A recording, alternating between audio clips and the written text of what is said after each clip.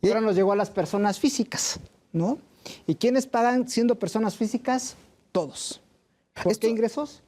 Perdón, hoy sí nos ya interesa nos a todos. espantaste a toda la audiencia. Hoy sí estamos tocando un tema muy horizontal. Sí. Digo, tratamos siempre de hacerlo, pero hoy toda nuestra producción, tanto los que estamos aquí en piso como los que están en cabina, están con la oreja bien parada, porque esto nos afecta a todos, mi querido Asa. Prácticamente a todos los que seamos mexicanos, personas físicas, estamos obligados a pagar los impuestos prácticamente por todos los ingresos que obtengamos, ya sea en México o inclusive si los obtenemos en el extranjero.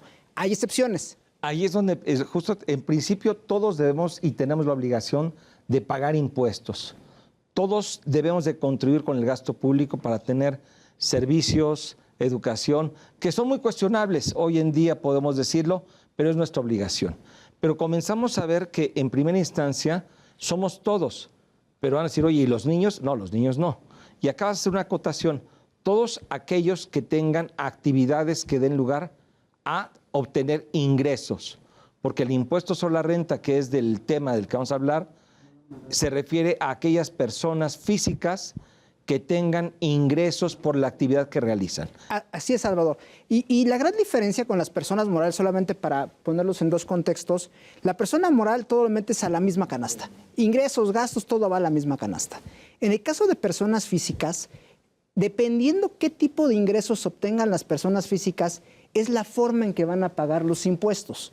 Hay diversas canastas, sueldos y salarios, actividad empresarial o profesional, arrendamiento, dividendos, intereses, demás ingresos. Las personas físicas tienen que ubicar en dónde están ubicadas o qué tipo de ingresos están recibiendo para ver la forma en que van a pagar sus impuestos. Oye, ya yo tengo ya una primera pregunta, porque hiciste una acotación. ¿Y que no te aplica o...? No. Hiciste una acotación que decías a todos los mexicanos, pero a ver, entiendo que si yo soy extranjero, soy ciudadano del mundo, como ustedes bien saben, queridas y queridos, yo entonces, por más que tenga una actividad empresarial de las que acabas de mencionar, ya no tengo que pagar impuestos, ¿es así? Mira, es parte fundamental ver de dónde eres residente fiscal. Y eso es un tema en donde en un mundo globalizado la gente se mueve de país en país y entonces tal vez ayer tenías un trabajo en Estados Unidos y te mandaron a México y entonces si cumples ciertas características también vas a ser residente fiscal en México y tienes que verificar si no tienes que pagar impuestos o al menos enviar tu declaración anual. La declaración anual no siempre genera pago de impuestos, pero al menos sí tienes que estarla enviando o inclusive puedes generar saldos a favor. Muy bien. Ok, es por ello que te decía, a ver, empezamos con todos, pero obviamente se van haciendo algunas acotaciones. Para empezar, todos los mexicanos que obtengan ingresos, es decir, si no tienes ingresos, en principio no te aplica porque no tienes que pagar impuestos sobre la renta. Obviamente, si eres extranjero y no resides en México, tampoco te aplica. Pero si resides en México, ya te aplica. Pero ¿qué te parece, Asael? Ya dijimos quiénes son los que deben pagar impuesto, hablando del impuesto sobre la renta. Y del impuesto sobre la renta destacamos que es un impuesto que pagas sobre los ingresos, ¿ok? ¿Qué te parece que vayamos acotando? ¿Qué pasa si yo obtengo ingresos correspondientes a sueldos y salarios? Tengo yo una relación, en este caso, con una empresa que es la que me paga un salario mensual. ¿Qué debo de hacer yo como persona física hoy que es época de presentar mi declaración anual? Ok, en el caso de las personas que reciben sueldos y salarios es lo que llamamos contribuyentes cautivos, porque la mayor parte del impuesto se las va a retener su patrón. Aquí la parte importante, bueno, ¿y ya para qué quieres que presente mi declaración? Bueno, aquí las personas físicas asalariadas pueden tener la oportunidad de tomar lo que llamamos deducciones personales. Son deducciones que no importa cuál es tu giro, a qué te dedicas, todas las empresas que tengan que pagar impuestos pueden tomar esas deducciones. ¿Y eso qué puede generar? Un saldo a favor de impuestos sobre la renta que es susceptible a recuperar y que la autoridad regresa de manera rápida respecto a lo que generalmente conocemos como el tema de devoluciones. Ajá.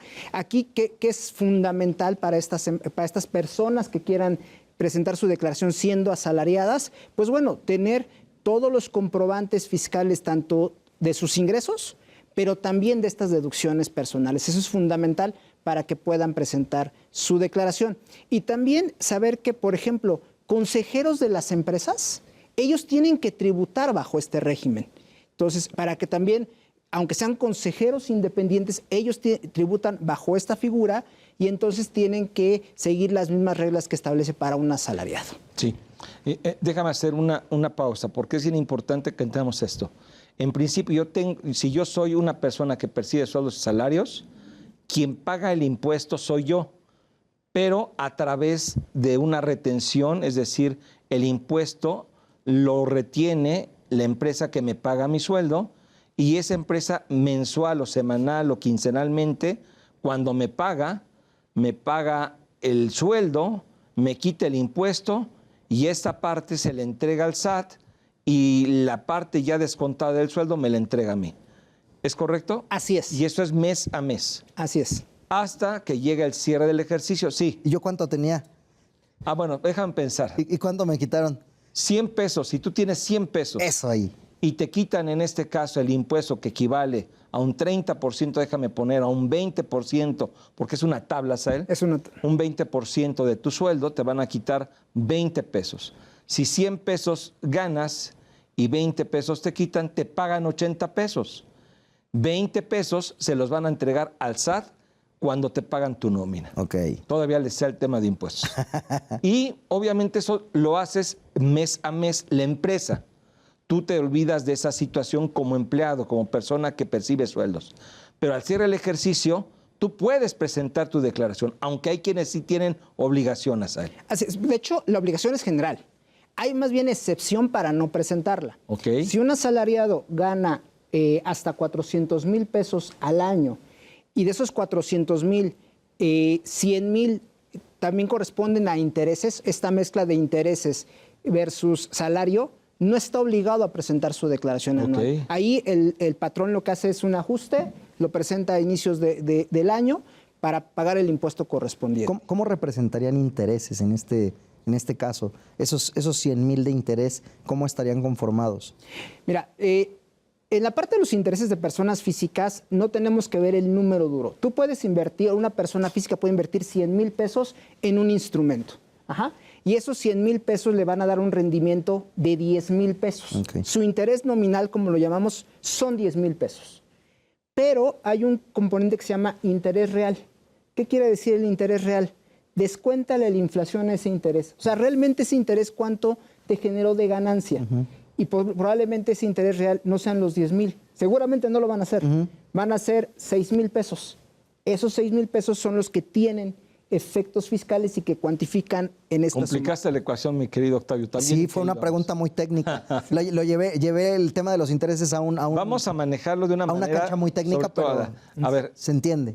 Partimos de que ya pagamos el impuesto de manera mensual. Tenemos los 100, los 80. Si gano menos de 400,000 pesos al año, incluyendo intereses, no estoy obligado a presentar declaración anual. De acuerdo. Si gano más, sí debo presentar. Pero además me conviene, por lo que tú acabas de comentar, Asael. Me conviene porque tengo algunos gastos que puedo disminuir del cálculo del impuesto anual. Entonces, cualquier persona que recibe sueldos, salarios, si tienes estos gastos, puedes disminuirlos y te conviene presentar la declaración.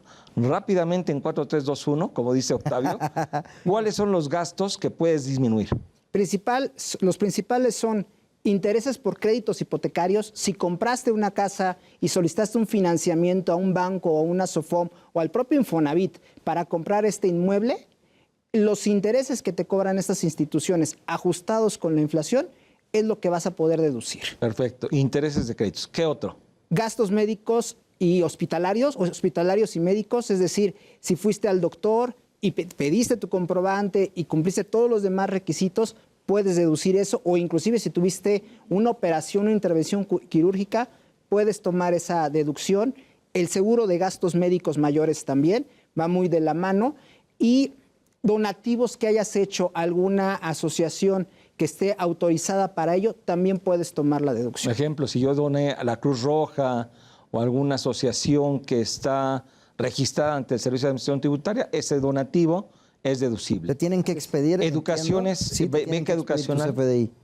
A ver, todo lleva CFDI. Invariablemente, o sea, claro. la regla es todo lleva CFDI. Mi querido También- Octavio, y eres fiscalista. No, es lo que de sabes. fondo, fíjate que es muy buen punto, porque al final del día, a veces por desconocimiento, se nos pasa el insistir con nuestro proveedor de servicios en la expedición de este comprobante fiscal digital, para que al final del día, y sabemos bien que la autoridad ya tiene toda esta información, pues bueno, coincida, y para que cuando revises tu declaración, pues ya también venga precargado y sea un trámite. Pero es una pequeña punto, un pequeño entre paréntesis, que me viene muy bien, porque además ya traemos el tiempo encima, y creo que el tema es muy bueno. Pero si quieres, cerremos esta idea. Con las deducciones principales. Exacto. Te preguntaba acerca de educación, gastos de escuela. Lo que son las colegiaturas, que las colegiaturas tienen ciertos límites, o sea, desafortunadamente no es toda la colegiatura que se pague, básicamente lo que se enfoque es al gasto prácticamente escolar y transporte obligatorio. Esas son las que podemos tomar en materia de educación de los hijos.